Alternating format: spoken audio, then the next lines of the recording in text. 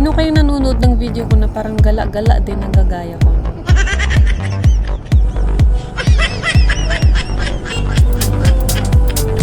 So hindi ako na-bored sa lugar kasi nga like ko yung mga ancestral houses talaga. Yan no, sobrang nakaka-relax sa paningin.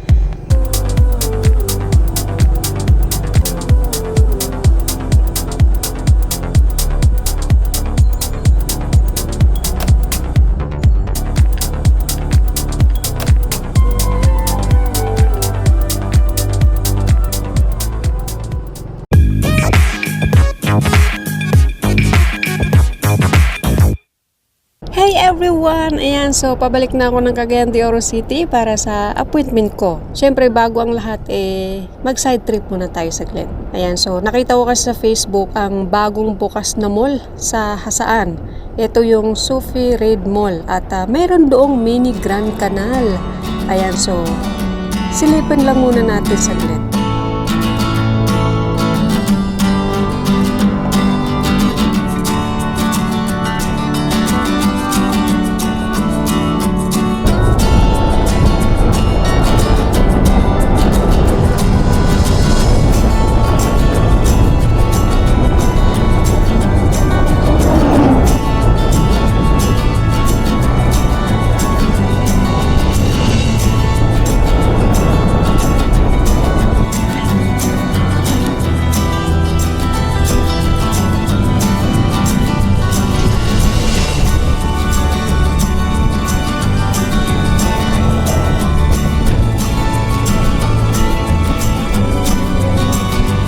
Okay, so sa mga riders dyan, wala pang license at expired ang ORCR ng motor, kumuha na kayo ng license nyo.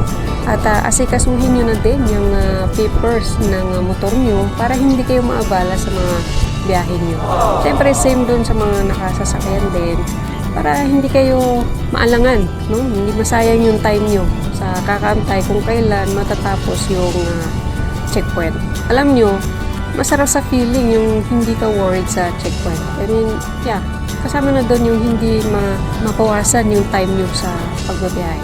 At syempre, paalala sa mga kukuha pa lang, huwag kayong mag-shortcut. I mean, huwag kayong dadaan sa fixer. Okay? Kung kayo ay mga bago pa lang nakukuha ng lisensya.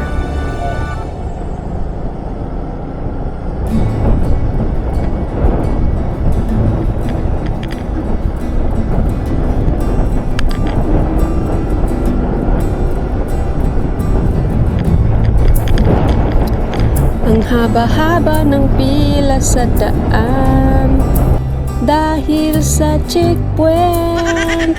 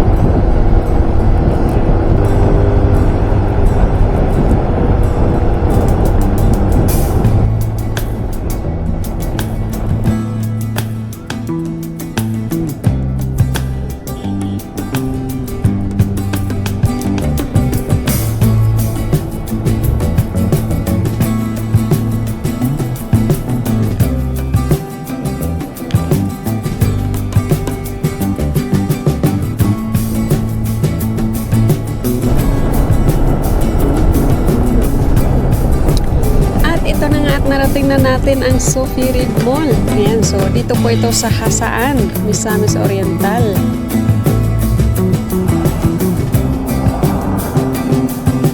Ayan, so dahil nakapunta na ako ng BGC, so silipin natin kung ano ang itsura nitong mini Grand Canal ng Sophie Reed Mall. Dito po ito sa Hasaan, Misamis Oriental. Okay, so nakiusap ako na isilong itong si Ivory, no, sa lilim kasi sobrang init, grabe. Wala namang masyadong sasakyan at hindi naman tayo magtatagal.